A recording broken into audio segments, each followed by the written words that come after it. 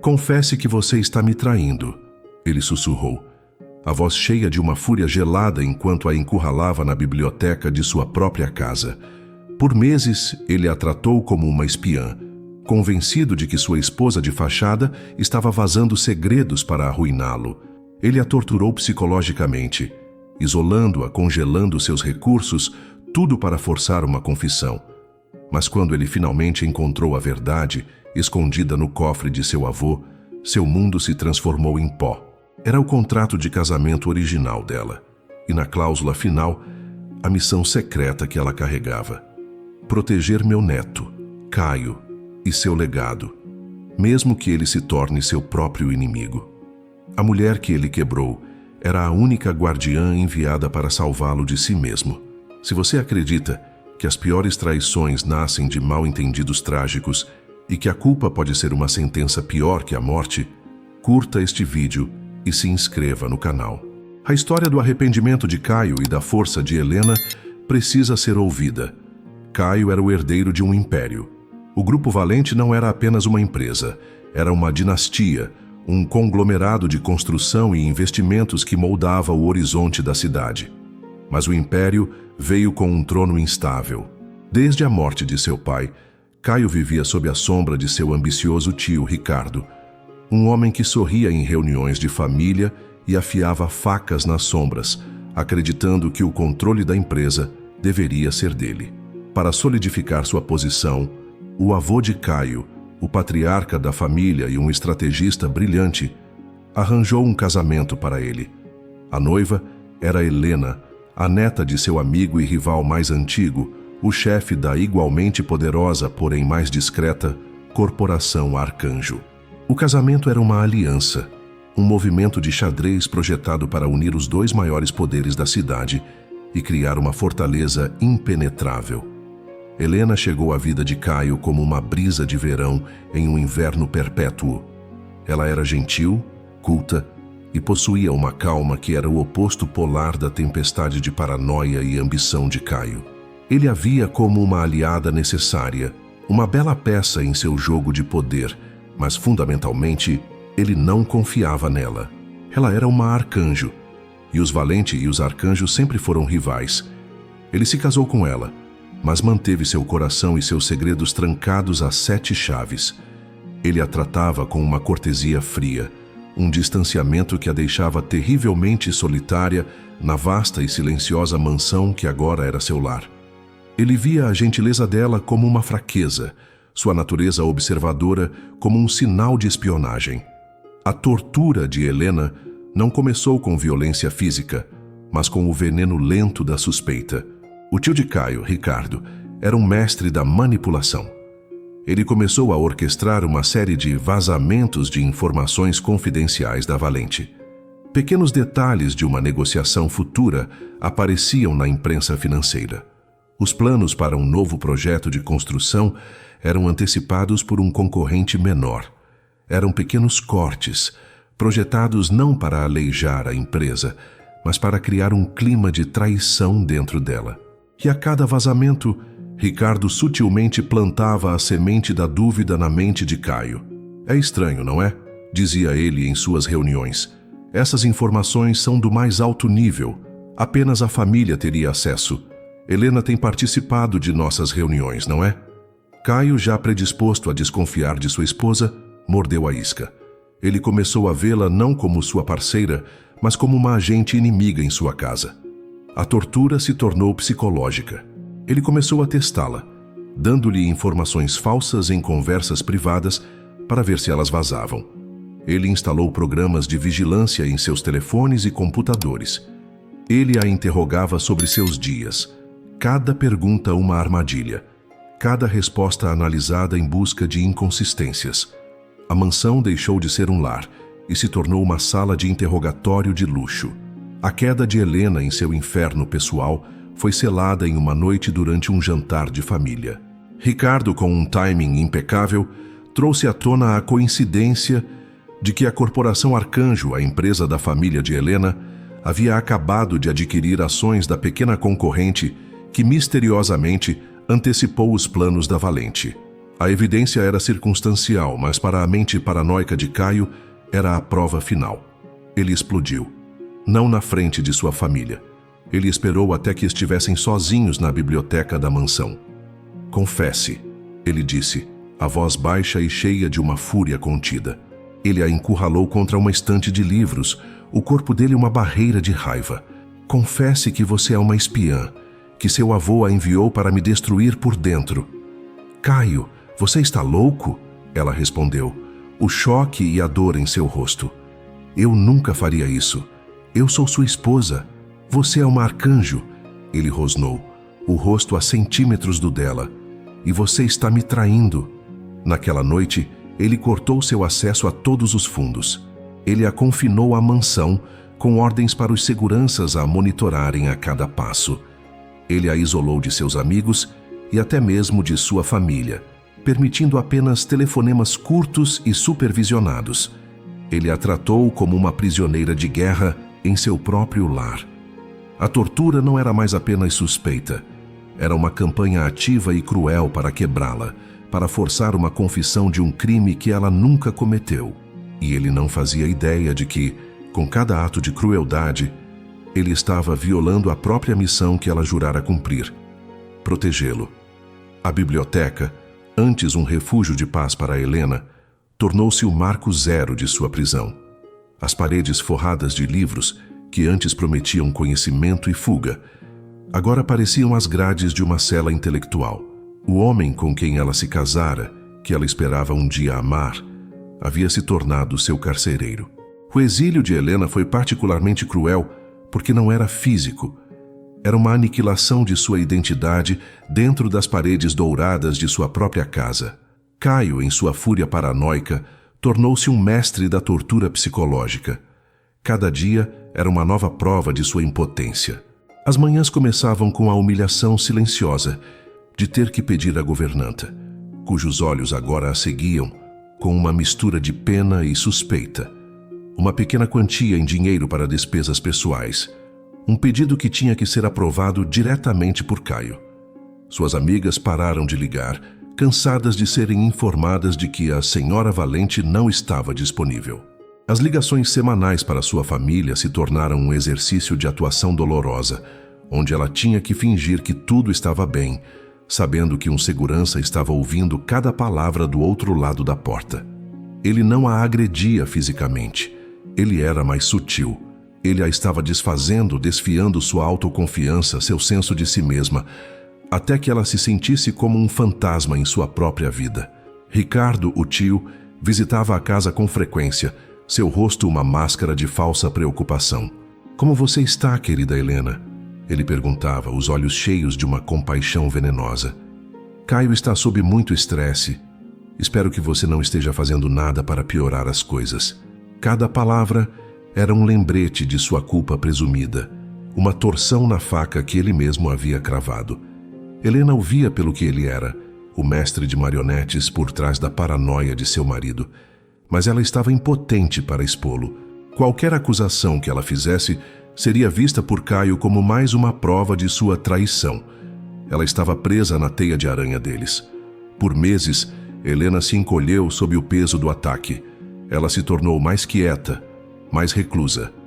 Passava a maior parte de seus dias na biblioteca, não lendo, mas apenas sentada. O silêncio da sala um eco do silêncio de sua própria vida. Mas o espírito que seu avô, o astuto chefe da corporação Arcanjo, havia nutrido nela, não estava morto. Estava adormecido. O renascimento de Helena não começou com um plano de fuga, mas com um ato de memória. Uma noite, incapaz de dormir, ela se lembrou de uma conversa que teve com seu avô na véspera de seu casamento. Ele a levara para seu próprio cofre, um lugar que poucos haviam visto.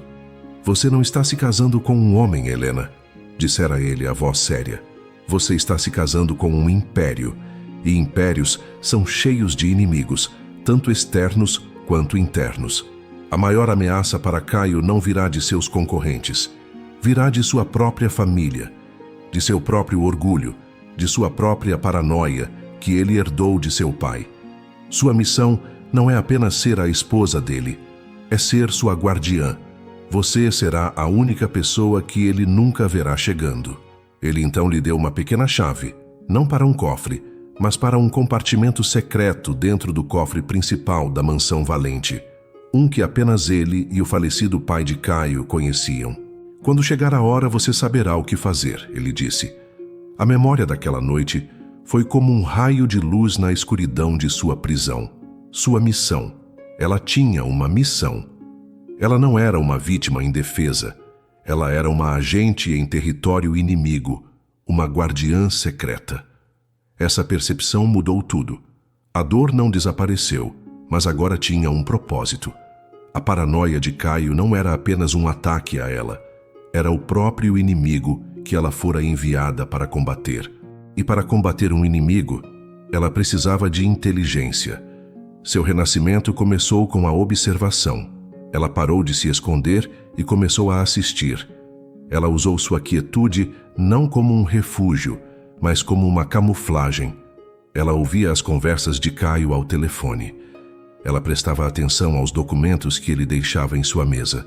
Ela começou a ver os padrões, as manipulações sutis de Ricardo, a maneira como ele alimentava os medos de Caio, sempre se posicionando como o único conselheiro leal. Ela precisava de acesso, e ela o encontrou no lugar mais improvável, a desconfiança da equipe da casa. Os funcionários que antes a viam como a senhora da casa, agora a tratavam com uma distância fria, seguindo as ordens de Caio. Mas o tratamento que recebiam de Ricardo era muito pior. Ele era abertamente desdenhoso com eles, tratando-os como servos. Helena, em contraste, sempre fora gentil. Ela começou a usar essa gentileza como uma arma, um elogio ao cozinheiro, uma pergunta genuína sobre a família da governanta. Lentamente, ela começou a ganhar pequenos bolsões de lealdade silenciosa. Foi a governanta quem, um dia, acidentalmente, deixou a porta do escritório de Caio destrancada. Foi o suficiente. Naquela noite, enquanto a casa dormia, Helena entrou no covil de seu inimigo. Com o coração batendo forte, ela não procurou por informações financeiras. Ela procurou pelo cofre. Ela o encontrou escondido atrás de um painel de madeira, exatamente como seu avô havia descrito. Ela usou a pequena chave que ele lhe dera, não para abrir o cofre principal, mas para abrir um pequeno compartimento oculto em seu interior. Dentro, havia apenas um único envelope lacrado. Ela não o abriu. Ela sabia que ainda não era a hora, mas segurá-lo em suas mãos era segurar a promessa de sua própria libertação e da salvação de Caio. Ela colocou o envelope de volta, trancou o compartimento e voltou para seu quarto. Não mais uma prisioneira, mas uma rainha em exílio, esperando o momento certo para retomar seu reino. Enquanto Helena solidificava sua determinação em segredo, o mundo de Caio continuava a ser envenenado pela paranoia. Sob a orientação sábia de seu tio Ricardo, ele tomou uma série de decisões de negócios agressivas e arriscadas, projetadas para consolidar seu poder e expor o traidor em suas fileiras. Ele iniciou uma aquisição hostil de uma empresa de tecnologia menor, um movimento que o colocou em conflito direto com vários de seus parceiros de longa data. Ricardo o aplaudiu, chamando-o de decisivo e forte, enquanto nos bastidores usava a instabilidade criada por essas ações para minar ainda mais a confiança do conselho em Caio. Ele estava encorajando o sobrinho a pilotar o navio diretamente para a tempestade. A crença de Caio na culpa de Helena tornou-se uma certeza absoluta. A recusa dela em confessar, sua nova e estranha calma, ele interpretava não como inocência, mas como a disciplina de uma espiã treinada. Ele via o desprezo em seus olhos e o confundia com a arrogância de alguém que pensava que poderia vencê-lo. O reencontro deles não foi um evento único, mas uma série de confrontos diários e silenciosos. Acontecia durante o café da manhã, quando ele a observava por cima da borda de sua xícara, tentando decifrar os segredos por trás de seu rosto sereno. Acontecia nos corredores da mansão, quando eles passavam um pelo outro, o ar crepitando com uma tensão não dita. O ponto de virada, o momento que deu início ao fim, foi a morte do avô de Helena. O velho patriarca da corporação Arcanjo faleceu pacificamente, deixando para trás um legado de poder e mistério. Sua morte forçou uma interação que Caio não podia controlar. Como seu marido, ele era obrigado a comparecer ao funeral e a ficar ao lado de Helena. Foi a primeira vez em meses que eles apareceram em público juntos. O funeral foi um evento monumental, uma reunião de toda a elite do poder da cidade. Caio, de pé ao lado de Helena, sentiu os olhares de todos sobre eles. Ele esperava ver Helena desmoronar, mostrar alguma vulnerabilidade. Em vez disso, ela era a imagem da força e da graça, recebendo as condolências com uma dignidade que o deixava desconcertado. Foi durante a recepção que se seguiu que o reencontro com a verdade começou. O advogado do avô de Helena, um homem de aparência severa, aproximou-se deles. "Senhor Valente, senhora Valente", disse ele, "o testamento será lido amanhã. Há, no entanto, uma questão que o senhor Arcanjo me instruiu a tratar diretamente com o senhor, pessoalmente." Ele entregou a Caio um envelope. "Ele me pediu para lhe dar isto após a sua morte, e me pediu para dizer-lhe que o verdadeiro guardião do legado é aquele que entende o valor do sacrifício." Caio, intrigado e um pouco irritado, abriu o envelope mais tarde, na privacidade de seu carro. Dentro não havia um documento legal, mas uma única chave de cofre e uma nota manuscrita. A nota dizia: "Para entender o futuro, você deve primeiro entender a verdade do passado. A chave que seu pai me confiou em seu leito de morte está agora com você. Use-a." A chave do pai dele. A confusão de Caio era total. Naquela noite ele foi ao cofre principal da mansão, não o de Helena, mas o de seu próprio pai, um cofre que ele raramente abria. A chave que o avô de Helena lhe dera não era para a porta principal, mas para uma pequena caixa de depósito de segurança escondida no fundo.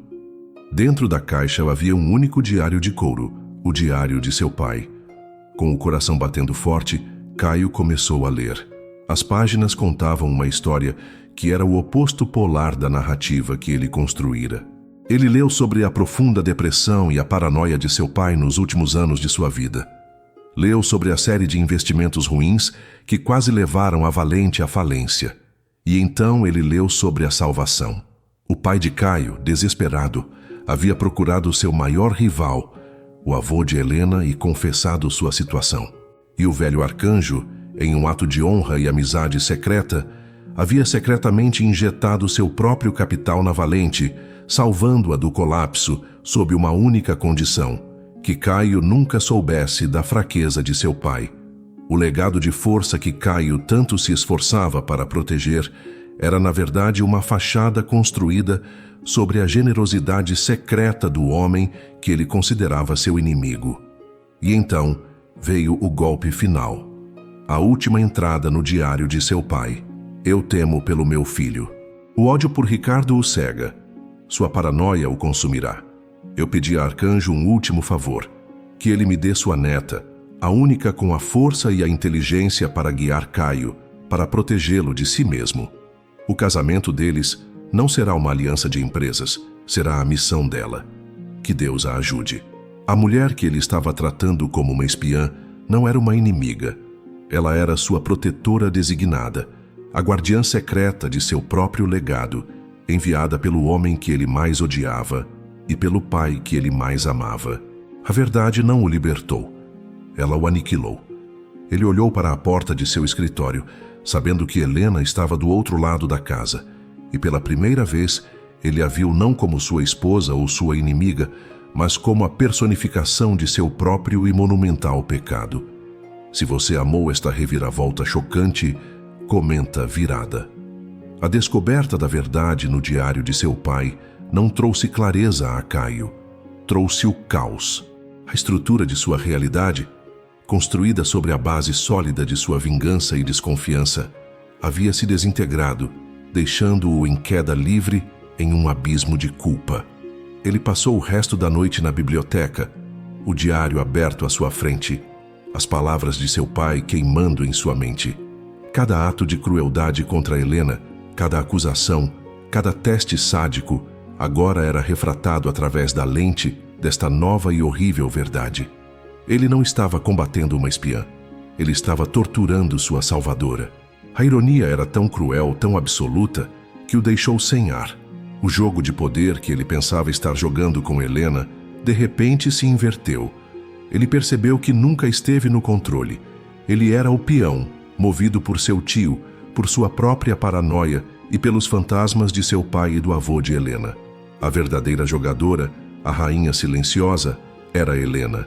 Sua calma, sua recusa em quebrar sob sua pressão, não era a disciplina de uma espiã. Era a força de uma guardiã cumprindo sua missão. A atração que ele sentia por ela, uma mistura tóxica de suspeita e fascínio, agora se transformou em algo muito mais complexo e doloroso. Uma admiração aterrorizante pela mulher que ele havia fundamentalmente e catastroficamente mal interpretado. Ele queria correr até ela, confessar tudo, implorar por seu perdão. Mas como? Como se pede perdão por um pecado que a vítima nem sabe que você cometeu contra a missão dela? A vergonha o paralisou. Então ele começou a mudar seu comportamento, não de forma aberta, mas em uma série de ações desajeitadas e contraditórias. Ele suspendeu a vigilância sobre ela. Ele restaurou seu acesso irrestrito aos seus fundos. Ele demitiu o segurança que a seguia, mas ele não conseguia lhe dizer o porquê. Para Helena, essas mudanças repentinas não eram um sinal de trégua, mas um novo e confuso tipo de guerra psicológica. Ela via a mudança nele, a maneira como ele evitava seu olhar, a nova hesitação em sua voz, e interpretava isso como um sinal de que ele estava planejando um novo tipo de ataque. A desconfiança que ele havia semeado era uma erva daninha que agora sufocava qualquer tentativa de aproximação. Enquanto isso, Ricardo, o tio, sentiu a mudança no sobrinho e ficou alarmado. O controle que ele tinha sobre Caio, alimentado pela paranoia, estava começando a vacilar. Ele precisava de uma nova crise para reafirmar sua influência. E ele a criou. Ele orquestrou um acidente em um dos maiores canteiros de obras da Valente, uma falha estrutural que causou um colapso parcial e feriu vários trabalhadores. Foi um ato de sabotagem, projetado para parecer negligência da parte de Caio. A imprensa, alimentada por vazamentos anônimos de Ricardo, caiu sobre a história, pintando Caio como um líder incompetente e imprudente. A crise mergulhou Caio de volta no caos. O conselho estava em pânico. Os acionistas exigiam sua cabeça. Ricardo se apresentou como o salvador, o estadista mais velho e mais sábio que poderia guiar a empresa através da tempestade. O plano dele estava funcionando perfeitamente. Caio estava prestes a perder tudo. Foi Helena quem viu a verdade. Trancada em sua solidão, ela passara meses estudando os negócios da Valente, não para trair, mas para entender. Ela sabia que os protocolos de segurança de Caio, embora ele fosse muitas coisas, eram impecáveis.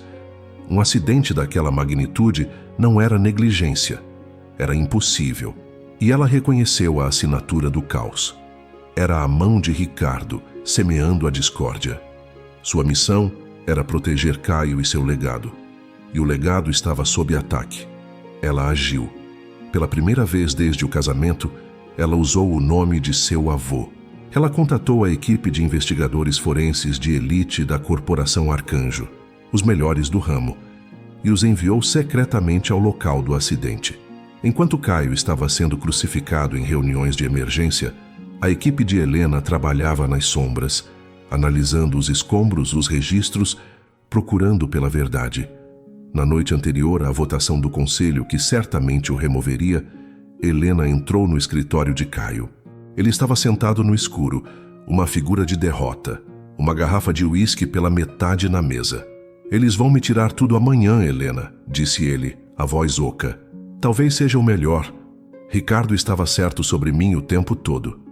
"Não", disse ela, a voz firme quebrando o silêncio. Ele não estava. Ela colocou uma pasta fina sobre a mesa dele. Dentro estava o relatório preliminar de seus investigadores, evidências irrefutáveis de sabotagem. Uma análise química que mostrava resíduos de um composto que enfraqueceu o concreto. registros de segurança que mostravam um acesso não autorizado na noite anterior ao colapso e, o mais importante, um rastro financeiro que ligava o supervisor de segurança do local a uma conta controlada por Ricardo.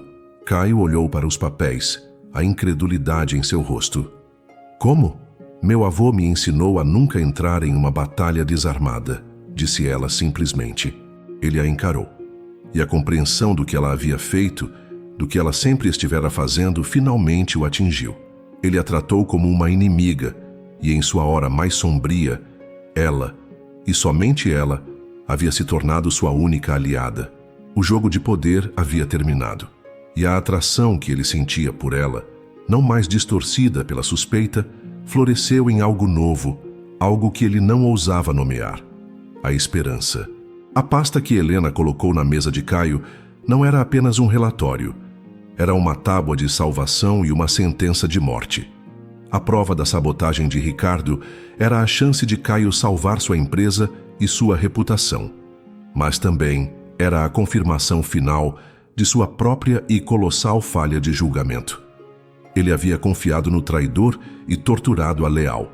O peso dessa verdade era quase tão esmagador quanto a crise empresarial que enfrentava. Ele olhou para Helena, que estava de pé na penumbra do escritório, uma figura de força calma. Ela não parecia triunfante.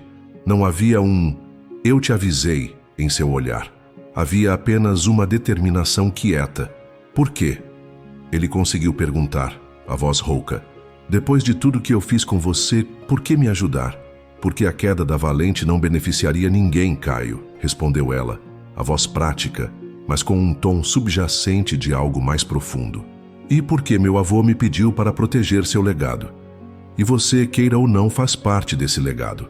A menção ao avô dela, ao homem que ele agora sabia ter sido o salvador secreto de seu pai, foi outra facada de culpa. Na manhã seguinte, na reunião do conselho, Caio não entrou como um homem derrotado. Ele entrou como um general com um novo arsenal. Com Helena sentada silenciosamente na fileira de trás, uma presença de apoio que só ele entendia, ele apresentou as provas. Ele desmantelou a conspiração de Ricardo, peça por peça, com uma precisão fria e lógica. A virada na sala foi sísmica. O desprezo nos rostos dos membros do conselho se transformou em choque e depois em uma fúria direcionada a Ricardo, que se encolheu em sua cadeira pego em sua própria armadilha. A votação para remover Caio foi cancelada. Em seu lugar, uma nova votação foi convocada e Ricardo foi expulso do conselho e da empresa. Em desgraça, Caio havia vencido. Ele havia salvado seu império, mas a vitória parecia vazia, porque a batalha mais importante ainda não havia sido travada. A batalha por Helena. Naquela noite, ele sabia que não podia mais se esconder atrás do diário de seu pai ou das ações silenciosas. Ele precisava confessar. Ele precisava que ela soubesse que ele sabia. Ele a encontrou na biblioteca, o lugar onde ele a havia acusado e sentenciado. Helena, ele começou, o coração batendo forte. Eu preciso te contar uma coisa, algo que eu deveria ter sabido há muito tempo. Ele contou a ela sobre o diário de seu pai. Ele falou sobre o sacrifício secreto do avô dela, sobre a aliança secreta entre seus ancestrais. E então, ele falou sobre a última entrada do diário, sobre a missão dela. Eu sei, Helena, ele disse, a voz embargada. Eu sei qual era o seu propósito aqui, proteger-me, e em minha arrogância e minha estupidez, eu te tratei como a maior das ameaças. Eu te tornei a inimiga, quando você era a única amiga que eu tinha. Ele esperava que ela ficasse chocada com a revelação de que ele sabia. Em vez disso, ela o olhou com uma tristeza infinita. Eu sei que você sabe, Caio. Como? Ele perguntou atordoado. No dia em que meu avô morreu, ele me deu uma carta para ser aberta apenas se eu sentisse que minha missão havia falhado ou que você estava em perigo mortal. Eu a li na noite do acidente no canteiro de obras. A carta continha uma cópia da última página do diário de seu pai. Meu avô queria que eu soubesse a verdade completa para que eu pudesse lutar por você. O segredo final, o que os separava, Não era mais um segredo. Estava aberto entre eles. Mas havia uma última peça do quebra-cabeça. A peça que Helena segurava. Há mais uma coisa que você não sabe, disse ela, a voz quieta. Meu avô não apenas arranjou nosso casamento. Ele o selou com um contrato. Não um contrato entre empresas, mas um contrato pessoal. Ele está no cofre que ele me deu a chave. O cofre no escritório do seu pai. Juntos, eles foram ao antigo escritório, agora silencioso e cheio de fantasmas. Helena abriu o compartimento secreto. Dentro, o envelope que ela havia encontrado meses antes ainda estava lá, intocado. Ela o entregou a Caio. Com as mãos trêmulas, ele o abriu.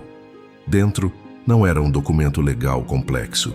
Era um contrato simples, escrito à mão, assinado por seu pai e pelo avô dela. O contrato detalhava a aliança secreta deles, a missão de Helena. E então, na última cláusula, estava o segredo que mudaria tudo. A cláusula dizia: para garantir a proteção de meu filho e o sucesso desta missão, eu, como um ato de fé final, transfiro a propriedade majoritária de minhas ações de voto no Grupo Valente para Helena Arcanjo, a ser mantida em sigilo e a ser revelada apenas a seu critério. Ela não é apenas sua guardiã. Ela é em segredo a guardiã do Império. O poder final sempre esteve com ela. Caio leu as palavras, e de novo, e de novo.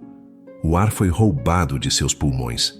A mulher que ele havia aprisionado, a mulher cujas finanças ele havia controlado, a mulher que ele havia tratado como uma posse, ela, o tempo todo, havia sido a dona de tudo.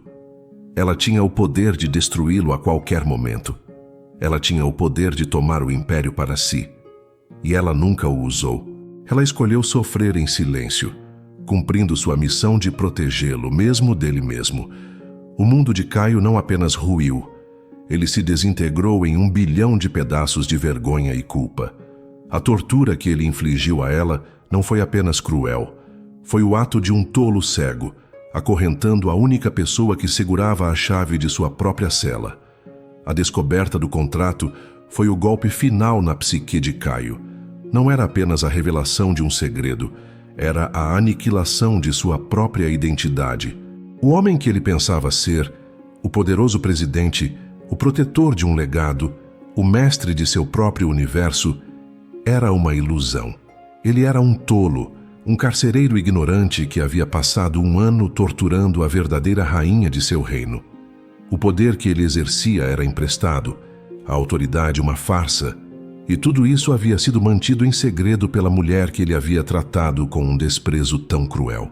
A culpa que ele sentia não era mais uma emoção, era uma condição física, um peso que o curvava, uma náusea que o mantinha acordado à noite.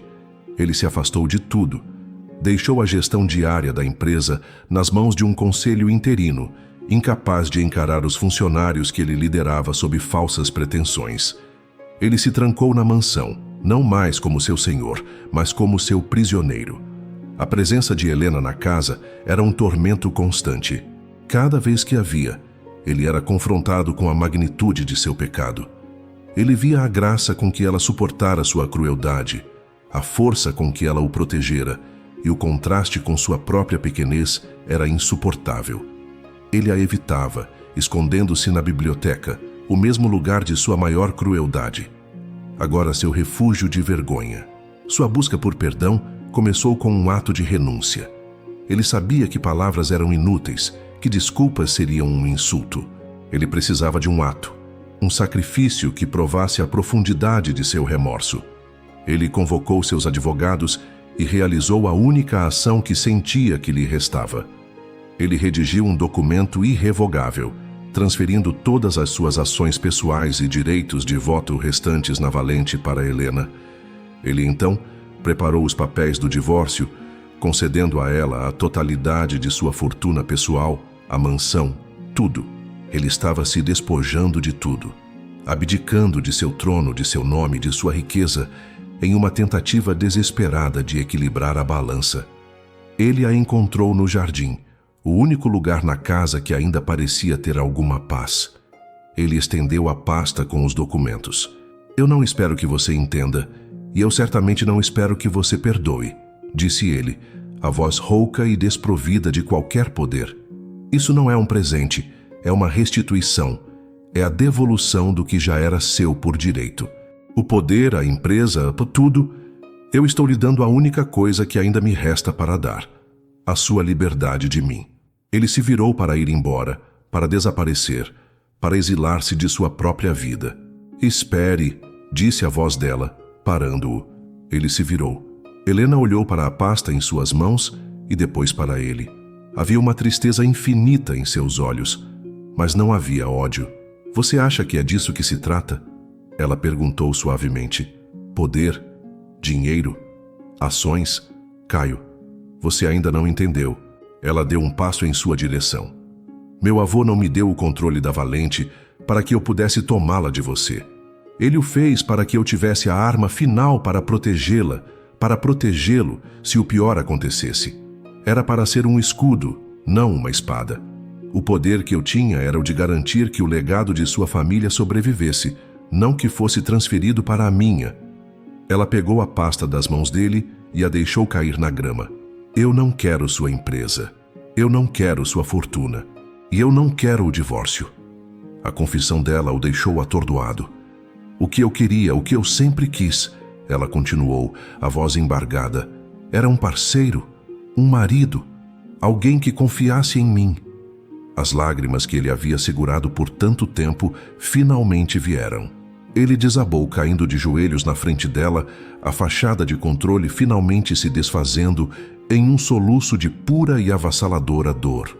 Mas eu te quebrei, Helena. Ele chorou. Eu te torturei. Sim, ela sussurrou, ajoelhando-se na frente dele, pela primeira vez no mesmo nível. Você me quebrou, e eu sobrevivi. A questão agora não é sobre o que você fez, é sobre o que vamos fazer juntos, com todos esses pedaços quebrados. Ela estendeu a mão, não para absolvê-lo, mas para se juntar a ele em suas ruínas. E ao aceitar a mão dela, a busca de Caio por perdão terminou, e a jornada deles em direção à cura, juntos, finalmente começou. A recusa de Helena em aceitar a abdicação de Caio foi o verdadeiro ponto de virada. Ao rejeitar o poder e a fortuna que ele lhe oferecia, ela lhe mostrou que a dívida entre eles não era transacional, era emocional. A cura da dor não viria de restituições, mas de reconstrução. Eles começaram a reconstruir sua vida, não como o presidente e sua esposa de fachada, mas como dois iguais, dois parceiros em um novo e incerto empreendimento. O casamento deles. A primeira ação de cura foi a honestidade. Eles passaram noites inteiras conversando, desenterrando cada mentira, cada suspeita, cada dor. Ele confessou a profundidade de sua paranoia, o medo de fracassar que o levou a confiar no tio. Ela, por sua vez, confessou a profunda solidão que sentiu, o desespero de ser uma estranha em sua própria casa, a raiva que sentia por sua impotência. Foi uma catarse dolorosa, uma cirurgia em sua relação sem anestesia. Mas a cada verdade compartilhada, uma camada de veneno era removida. A segunda ação foi a união contra um inimigo comum. Com a verdade exposta, eles se voltaram para a ameaça que ainda pairava sobre eles: Ricardo. Juntos, eles começaram a montar um caso contra ele. Caio, com seu conhecimento íntimo dos negócios da Valente, encontrou o rastro de desfalques e manipulações financeiras que Ricardo havia escondido por anos. Helena, usando os recursos e a astúcia da Corporação Arcanjo, reuniu as provas. Eles se tornaram uma equipe formidável, a mente estratégica dele unida à paciência e à precisão dela. Eles não estavam mais lutando batalhas separadas, estavam lutando a mesma guerra, lado a lado. A cura mais profunda, no entanto, veio de atos de cuidado simples e cotidianos. Caio, que nunca havia prestado atenção às paixões de Helena, começou a se interessar por elas. Ele a encontrava na biblioteca e pedia que ela lesse para ele os poemas que ela amava. Ele a acompanhava em suas visitas a galerias de arte, não como um dever social, mas com uma curiosidade genuína, pedindo que ela lhe explicasse o que via em uma pintura, o que sentia em uma escultura. Ele estava, pela primeira vez, tentando ver o mundo através dos olhos dela. Ela, por sua vez, começou a entrar no mundo dele. Ela o acompanhava ao escritório, sentando-se silenciosamente em suas reuniões, não como uma espiã, mas como uma conselheira. Com sua perspectiva externa e sua intuição aguçada, ela começou a oferecer insights que os conselheiros pagos dele nunca viram. Ela o ajudou a ver seus negócios não apenas como números em uma planilha, mas como um ecossistema de pessoas. Ela o ensinou a liderar não com medo, mas com respeito. Um dia ele a levou ao canteiro de obras que quase o arruinou.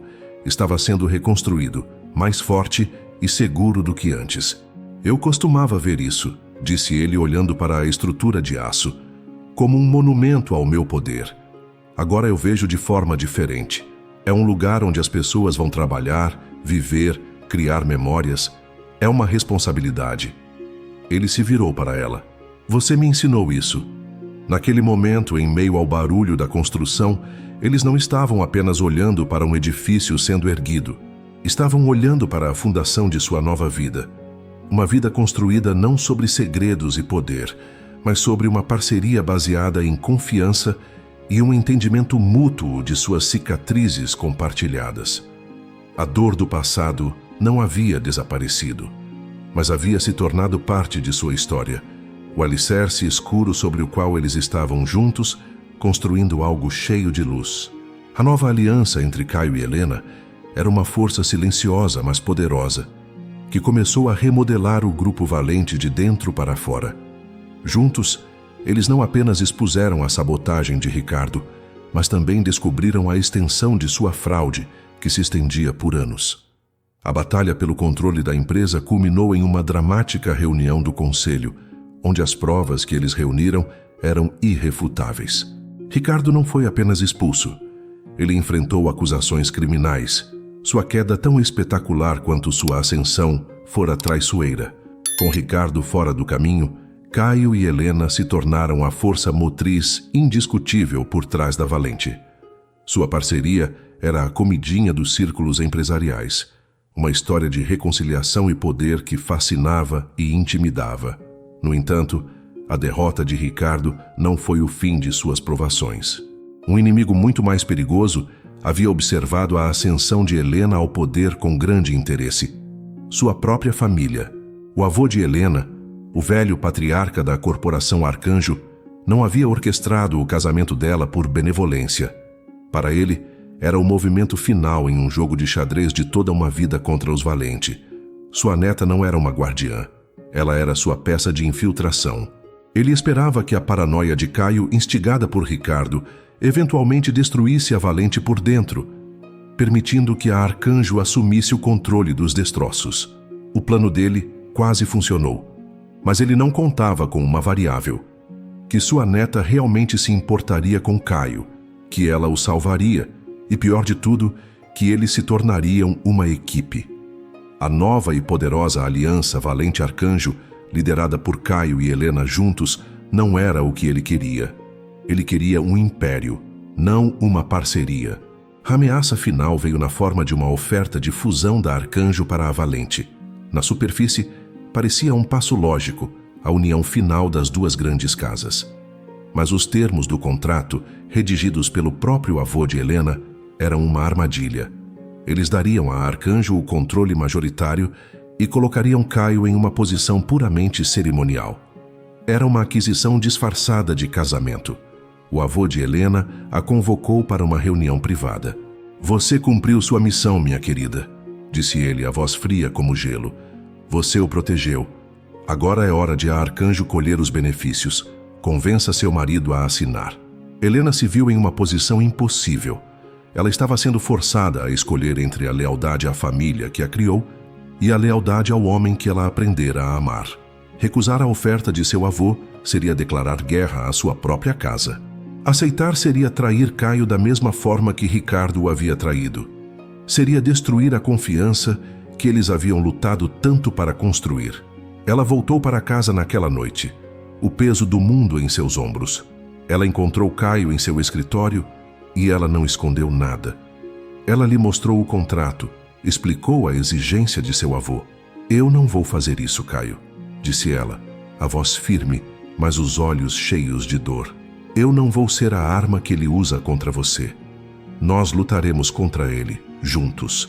Caio olhou para o contrato, depois para a mulher à sua frente, que estava disposta a renunciar à sua própria família por ele. Naquele momento, ele entendeu a profundidade do sacrifício que ela estava disposta a fazer. E ele sabia que não podia deixá-la fazer isso. Não, disse ele para a surpresa dela. Nós não vamos lutar. Nós vamos nos render. O quê? Ela perguntou chocada. Seu avô quer um império, disse Caio, uma calma estratégica em sua voz. Vamos dar a ele o que ele quer. Ou pelo menos o que ele pensa que quer. Juntos, naquela noite, eles elaboraram um contraplano. Eles aceitariam a fusão, mas com uma condição, uma cláusula de legado que eles inseriram no contrato. A cláusula estipulava que, embora a Arcanjo tivesse o controle majoritário, a gestão da divisão de construção, o coração original do legado valente, permaneceria permanentemente sob o controle conjunto e igualitário de Caio e Helena, intocável por qualquer decisão do conselho principal. Era um golpe de mestre. Eles estavam entregando o corpo do império para salvar sua alma. Eles foram juntos para a reunião final de negociação. O avô de Helena, vendo a cláusula, percebeu que havia sido superado. Ele poderia ter o nome, a escala, mas o legado, a paixão. O verdadeiro coração da Valente pertenceria para sempre a eles. Vendo a frente unida que sua neta e seu marido apresentavam, ele sorriu, um raro brilho de admiração em seus olhos. Ele havia enviado sua neta para controlar um rei, e ela havia retornado como uma rainha, com seu próprio rei ao seu lado. Ele assinou. A batalha final havia sido vencida, não com traição, mas com uma unidade inabalável. A fusão das empresas Valente e Arcanjo, sob os termos da cláusula de legado, marcou o fim de uma era de rivalidade e o início de uma nova dinastia. Mas para Caio e Helena, a verdadeira vitória não foi nos negócios. Foi na parceria que eles haviam forjado no fogo. Eles haviam enfrentado inimigos internos e externos, e em cada provação, sua aliança se tornara mais forte, mais profunda. O amor entre eles não era mais uma questão de talvez ou algum dia. Era a base sobre a qual suas vidas agora estavam sendo construídas. Caio sabia, no entanto, que havia um último fantasma a ser exorcizado. O casamento deles, o próprio ato que iniciou toda a sua jornada, fora um arranjo, um movimento estratégico em um jogo de poder. A promessa que fizeram no altar era uma mentira, mesmo que agora tivessem encontrado uma verdade muito mais profunda. Ele queria, precisava, começar de novo, com um compromisso que fosse inteiramente deles, desprovido dos planos de seus avós e pais. Ele escolheu o local com um simbolismo que apenas os dois entenderiam. Era o pequeno e antigo observatório no topo da colina com vista para a cidade, um lugar que o pai de Caio costumava levá-lo quando criança para olhar as estrelas, para sonhar. Era o lugar que representava a inocência e a esperança antes que o peso do legado o consumisse. Ele a levou até lá em uma noite clara e estrelada.